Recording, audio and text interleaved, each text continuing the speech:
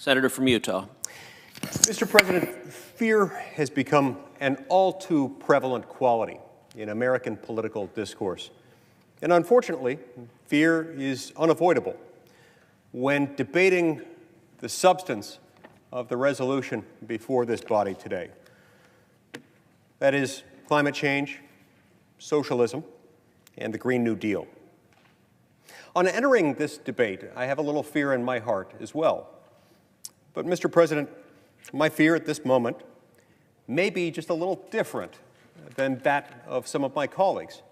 Unlike some of my colleagues, I'm not immediately afraid of what carbon emissions unaddressed might do to our environment in the near-term future, or our civilization, or our planet in the next few years. Unlike others, I'm not immediately afraid of what the Green New Deal would do to our economy and our government. After all, this isn't going to pass. Not today, not anytime soon, certainly. Rather, after reading the Green New Deal, I'm mostly afraid of not being able to get through this speech with a straight face. For Mr. President, I rise today to consider the Green New Deal with the seriousness it deserves. This is, of course, a picture of former President Ronald Reagan naturally firing a machine gun while riding on the back of a dinosaur. You'll notice a couple of important features here.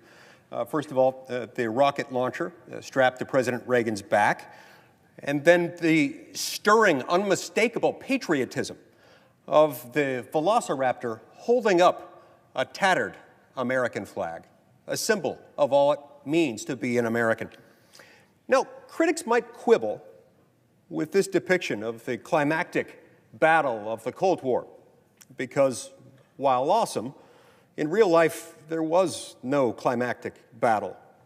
There was no battle with or without velociraptors. The Cold War, as we all know, was won without firing a shot. But that quibble actually serves our purposes here today, Mr. President, because this image has as much to do with overcoming communism in the 20th century as the Green New Deal has to do with overcoming climate change in the 21st. The aspirations of the proposal have been called radical. They've been called extreme.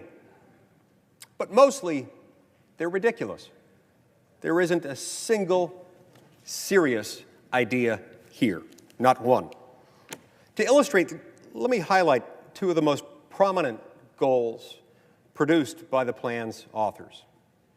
Goal number one, the Green New Deal calls essentially for the elimination of airplanes. Now, this might seem merely ambitious for politicians who represent the densely populated northeastern United States. But how is it supposed to work for our fellow citizens who don't live somewhere between Washington, D.C. and Boston? In a future without air travel, how are we supposed to get around the vast expanses of, say, Alaska during the winter? Well, I'll tell you how. Tauntauns, Mr. President. This is a beloved species of reptomammals, native to the ice planet of Hoth. Now, while perhaps not as efficient in some ways as airplanes or as snowmobiles, these hairy bipedal species of space lizards offer their own unique benefits.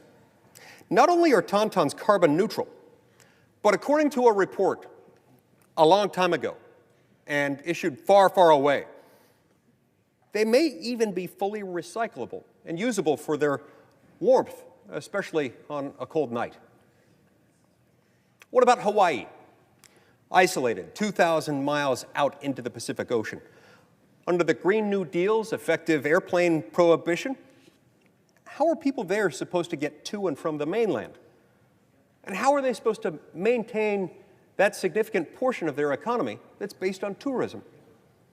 At that distance, swimming would, of course, be out of the question, and jet skis are notorious gas guzzlers. No, all residents of Hawaii would be left with is this.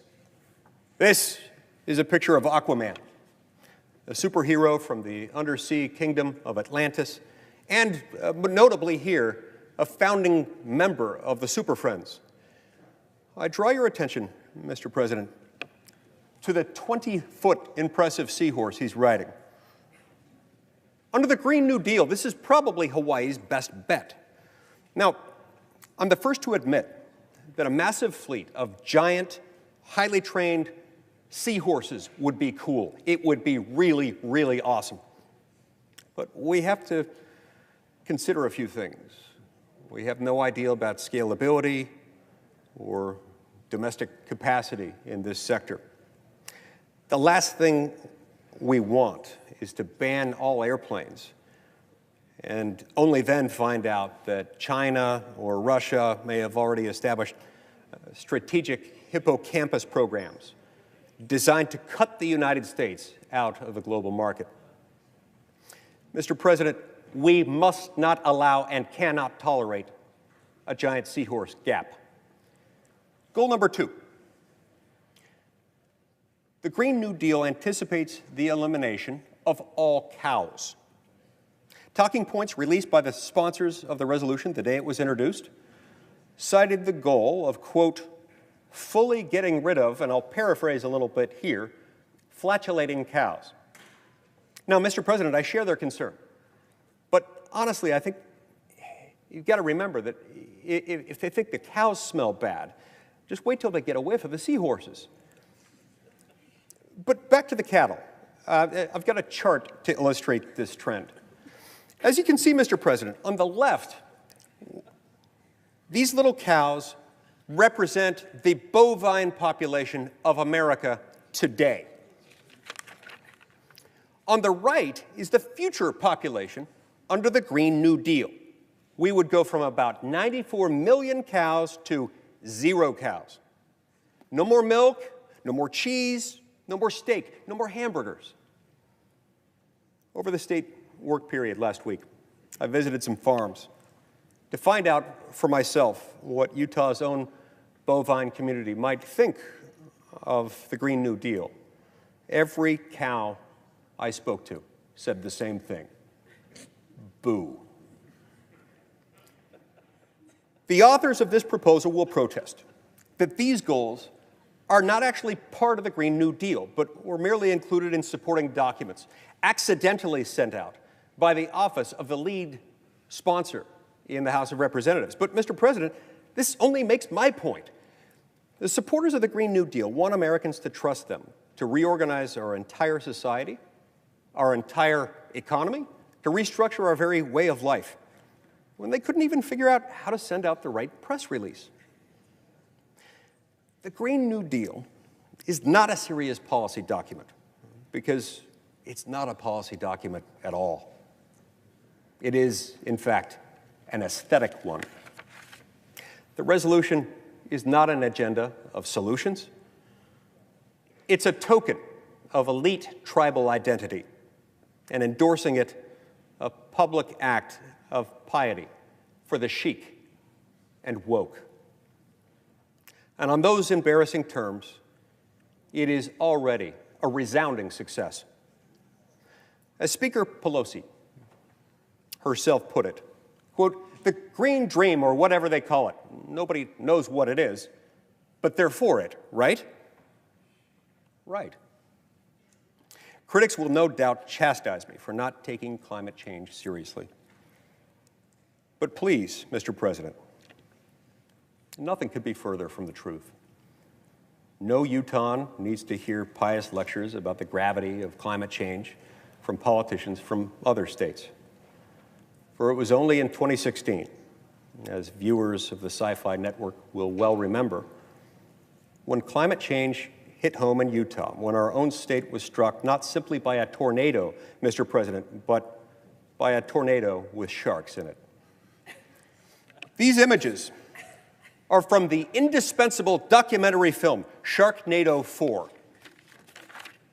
They captured the precise moment when one of the tornado sharks crashed through the window of Utah's Governor Gary Herbert.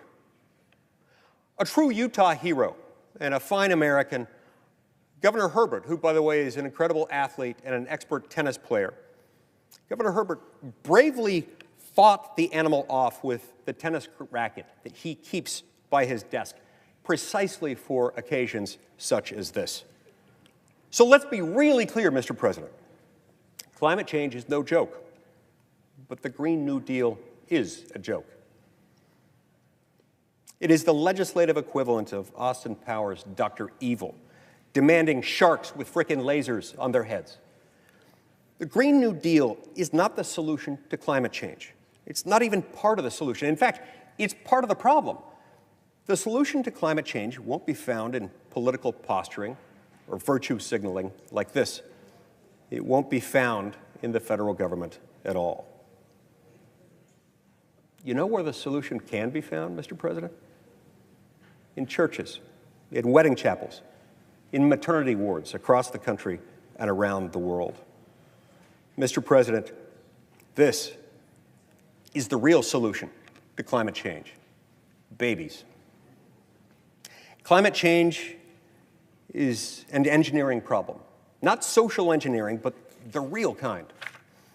It's a challenge of creativity, ingenuity, and most of all, of technological innovation. And problems of human imagination are not solved by more laws. They're solved by more humans. More people mean bigger markets for more innovation. More babies will mean forward-looking adults, the sort we need to tackle long-term, large-scale problems. American babies in particular are likely going to be wealthier, better educated, and more conservation-minded than children raised in still industrializing countries. As economist Tyler Cowen recently wrote on this very point, addressing this very topic, quote, "By having more children, you're making your nation more populous, thus boosting its capacity to solve climate change," close quote.